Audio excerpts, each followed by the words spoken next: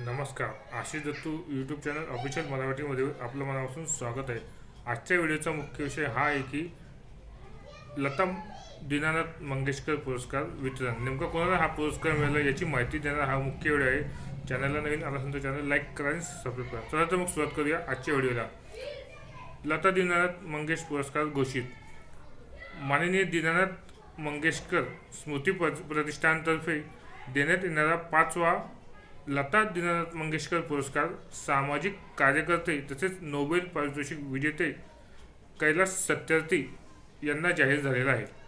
ज्येष्ठ नृत्यांगना विदुषी शमा भाटे, ज्येष्ठ साहित्यिक अच्युत गोडबोले, गायक महेश काळे, अभिनेते सुबोध भावे यांनाही विविध पुरस्कारे सन्मानित करण्यात येणार आहे. प्रतिष्ठानचे अध्यक्ष व ज्येष्ठ संगीतकार पंडित हृदयनाथ मंगेशकर यांनी मंगळवारी या पुरस्काराची घोषणा केलेली आहे. हृदयनाथ मंगेशकर म्हणजे दीनानाथ मंगेशकर यांच्या 84व्या स्मृतिदिनानिमित्त आयोजित कार्यक्रमात या पुरस्काराचे वितरण करण्यात येणार आहे. हा सोहळा दिनांक 24 एप्रिल 2026 रोजी सायंकाळी 5 वाजता पुणे येथील स्वारगेट येथे गणेश कला क्रीडा मंच येथे होणार आहे. मंगेशकर प्रतिष्ठानतर्फे दरवर्षी नाटक, संगीत, कला, सामाजिक संस्था अशा विविध क्षेत्रातील मान्यवरांना त्यांच्या अतिउच्च कामगिरीबद्दल माननीय दीनानाथ मंगेशकर पुरस्काराने सन्मानित करण्यात येते.